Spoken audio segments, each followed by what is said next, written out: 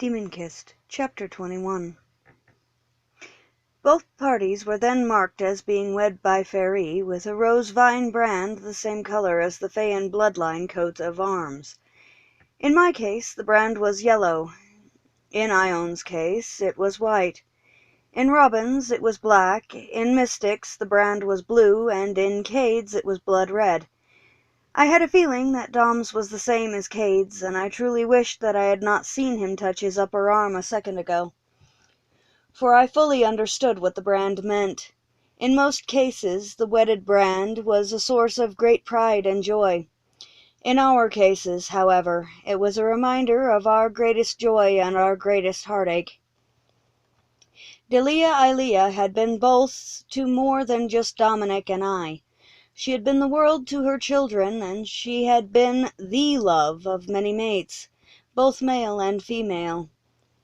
I looked over at Lorenzo and Cloud, and wondered if they had been marked the same way, or if they had escaped that fate. I wondered, too, when Dom had been marked, and if the child had lived. An image of Nova popped into my mind, and I drew in a deep, silent breath. Nova had blood-red streaked, midnight black hair, and emerald-green eyes tinted with light blue. The boy was tall and broad, with a well-muscled physique, similar to both Leigh's and Dom's, and his facial features were a near-perfect blend between theirs. "How is the re-establishment of the link possible?" Cloud asked curiously, tapping his chin.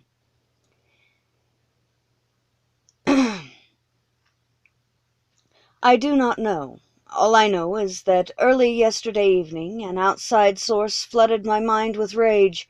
I had an excruciating pain in my head, and I had difficulty controlling the rage. When the rage and the pain left me, I heard both Isaac and Aaron in my mind. Then later, when attempting to overtake Feaster's mind for information, I had telepathic contact with her again, and she acted as an anchor for me. I have a theory about how it happened and why was even possible in the first place, but until I speak to Nova, all it is a theory," Dominic said, and rubbed his temples for a moment. A loud thump and clatter sounded from above, and he looked up at the ceiling for a second, then suddenly vanished in a gust of wind. A second later, I heard his voice from upstairs as he spoke with mild exasperation to Aaron. "What do you think you are doing, woman? For the love of the gods, you're supposed to be resting in bed and healing, not laying on the floor." "You try getting around with your side and one leg bandaged like a mummy's, and see if you don't fall over, pal. Hey, put me down," Aaron said, and I shook my head. Alistair covered his face with one hand, and Lorenzo and Cloud chuckled when Dom replied, "And leave you on the floor, my lady? I think not. There you go, back in bed and comfortable. Do you need anything else? The toilet, perhaps?" "No, I'm fine. Hand me my gun, please. Thank you, Lord Sarcasm. Now leave. Shoo. Be gone. Return to your meeting," she said, and between one blink and the next, Dom was back in the office. "When do her stitches come out?" he asked as he sat down on the sofa. "Tomorrow. She's healing remarkably fast for a human, and I'll have a bugger of a time removing the bloody things," I replied, and he nodded. "Good grief, Nick. You could have gotten yourself shot, just appearing up there in the room like that," Alistair said, shaking his head and looking at him. "It wouldn't be the first time he's gotten himself shot by doing something like that," Cade said, and shrugged. "He does have a tendency to get injured quite often at the club," Rosalind stated, and Rosalind nodded hard in agreement. "Did I not give you 3 orders? I could have sworn I gave you orders," he said mildly. "You did, Nick. We were just going to hang around and listen in on the rest of the meeting," Cade replied, and both women nodded. "Fine. he said on a sigh. Roz came over to the sofa and sat between us. Rose followed her and sat on my lap. "Comfortable?" I asked in amusement when she leaned back against my chest with a sigh. "Yes, quite, thank you," she said, and put her head on my right shoulder. "Roz, if you snuggle any closer to my side, you will end up in my lap," Dom said, and I glanced over at him. Roslyn was curled into his side with her head on his shoulder and one hand on his forearm. The look on her face was blissful, and I saw him shake his head slightly. "If we could move the meeting along, Cloud and I do need to return to our territory," Lorenzo said, drawing my attention, and I saw him glance at Alistair with a raised brow. "The point behind this meeting was to finish planning our strategy for entering and exiting Inner City safely. Whether Eren agrees to assist us or not, we still need to go in and retrieve our traitor, and to do this, we must plan carefully," Alistair said, and looked at Dom. "As I said last night, your plan is solid and only needs a little touching up here and there, which can be done the day before we go in. As for gaining her assistance, I took the liberty of asking her, and she said she would think about it," Dominic said. "Do you believe she will help?" Alistair asked, leaning back in his chair. "Yes, I do, though I plan to train her regardless of if she does or not. Eren will need the training, and I could do with a bit of amusement," he said. "Why am I here? I do not mind attending this meeting, but I would like to know why I am here," I said. I had only been told to attend, not the reason behind it. "You are here because you will be going in with us, and we need your input on the plans," Alistair said, and Dom nodded. I nodded in understanding, and let the conversation flow around me after that, only speaking when necessary and letting my mind drift. Thinking, organizing, and planning were things I was very good at, and the main reason I had stayed on this plane instead of returning to Faerie. The second reason I had stayed was, quite simply, because I had wanted to remain with the guild where I could feel my lay and remember her. I really had no other reasons for staying, and I didn't need any more reasons than that. It was 2:45 in the morning when the meeting finally drew to a close and everyone was free to leave. Dominic stayed for another hour visiting with the children of Lays that called him father, and then he too left the house. I wandered around the ground floor of the house for a little while, then went up the stairs and paused in front of Eren's bedroom door. I had been thinking about what Dom had said near the beginning of the meeting for the last 4 hours, and now I was standing in the hall outside her room, contemplating the wisdom of knocking on the door and perhaps waking her from a sound sleep. I could talk to her in the morning, when I went to remove her stitches, of course, but... Raising my hand, I knocked softly on the door, and after a moment I heard her call out, "Come in." "Hey," I said quietly to her as I entered the room and closed the door behind me. "Hey yourself. I was wondering how long you planned to stand out there, Merrick," she said. "You knew it was me when I knocked?" I asked, and remained standing by the door. "Not exactly. Before he went home, Dominic mentioned that you might come by my room to talk, and when you knocked, I just figured it was you," she said, and shrugged. "It could have been anyone," I felt compelled to point out, and she laughed softly. "I don't think any of the others would dare knock on my door, not after I shot one and threw chili at the other one. With the exception of Isaac and the kids, you're the only person to visit me in 3 days, Merrick," she said, and sighed before asking, "You gonna stand way over there the entire time we're talking?" I shrugged and put my hands in my pockets. "It's easier to escape bodily harm if I remain way over here. And Dom visited you earlier," I said, and she shook her head slowly. She was watching me carefully, and her dark green-blue eyes were lit with curiosity and something else I couldn't quite name. "Come over here and sit down, Reich. I promise not to shoot you," Aaron said, and pointed to the foot of the bed. I looked at her for a moment, then crossed to the bed and sat down. "There are many ways that you could harm me, Aaron, and none of them involve a gun," I told her quietly, and turned slightly to look at her. "You know, I've never noticed it before, but you glow a little," she said, laughing a little, and seemed to ignore my comment, as she scooted up higher on the bed to lean against the headboard. The soft light from the lamp on the bedside table cast shadows on her face and throat. She was wearing one of my old undershirts and not much else. The bruises on her arms were nearly invisible now, and her color had improved greatly from the ghost white it had been when Alistair brought her in covered in blood a week ago. "You're looking better," I said, and glanced away from her for a second. "I feel better. What did you want to talk about?" she said, and folded her hands in her lap. "Honestly?" I asked, and she nodded. I sighed and thought for a moment, then said, "Did Dominic tell you anything about me?" "No, he just said that it wasn't his story to tell," she said.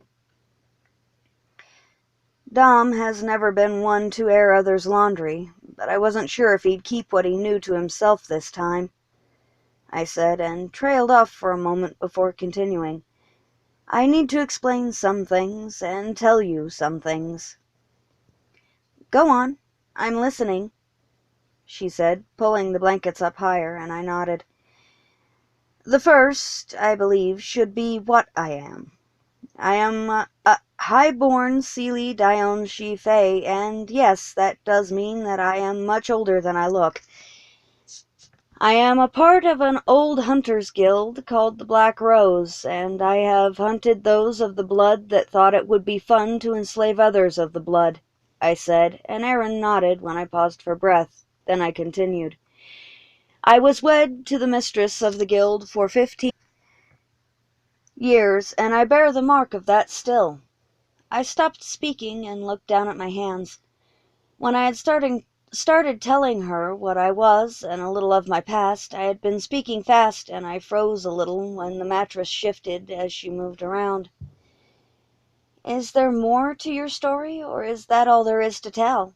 she asked after several minutes around a yawn. "There is more to tell, but I think I should let you get some sleep and head for bed myself," I said, and looked up at her from my hands.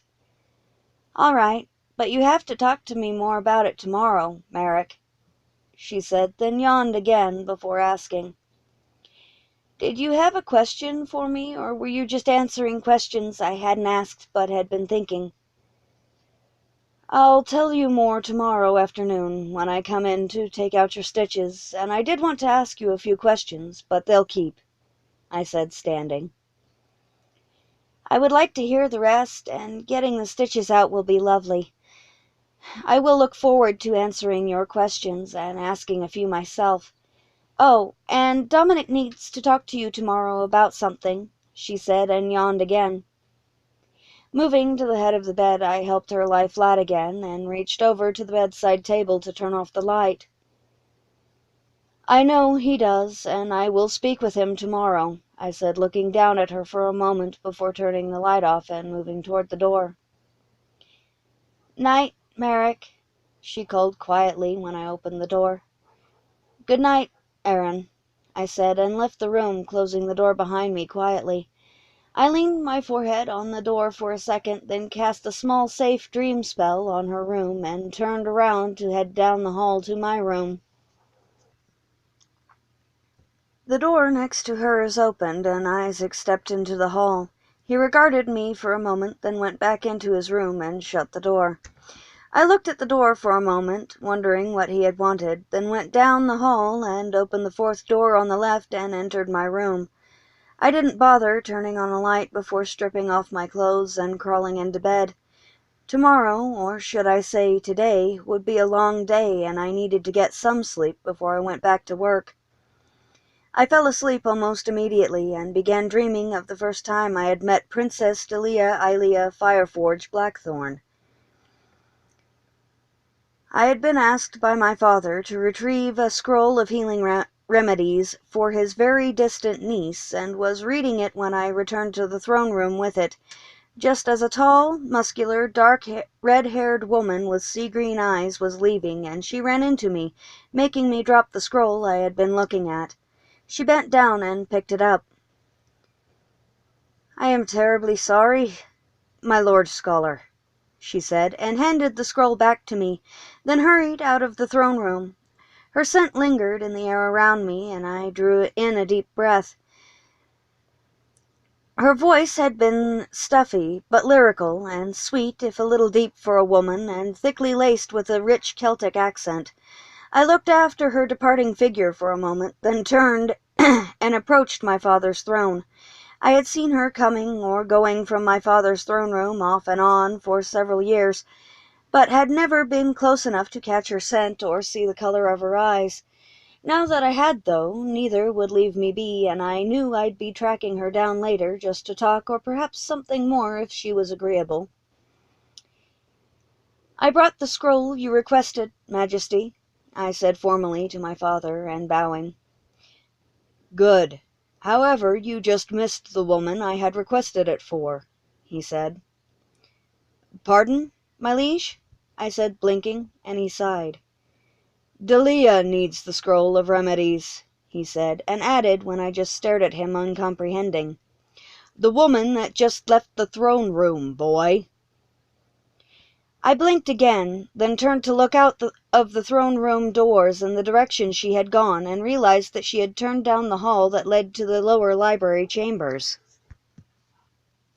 Good gods! That had been the princess? But she had been dressed in light black leather armor and had several blades strapped to her, like an elven or Feyan ranger, not like a woman of the high court. "Why are you just standing there, boy? Go after her and give her the scroll." The High King of the Seelie Court barked, and I hurried off. Sometimes I hated my sire and the fact that I was an illegitimate younger son of the Seelie High King. I hated being a half-blood Fae as well, because it only made my position in the court more difficult, and made it to where I was truly nothing more than a librarian, scholar, and messenger between the fairy courts.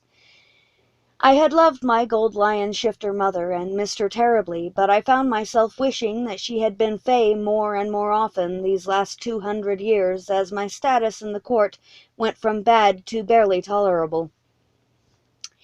Now I was chasing after a woman who was a distant half-cousin and did not dress as a princess of the blood should. Jogging down 2 flights of stairs, I tried to reconcile what I had heard of Princess Delia with the armored and armed woman that had run into me in the throne room, and could not find a correlation between the two.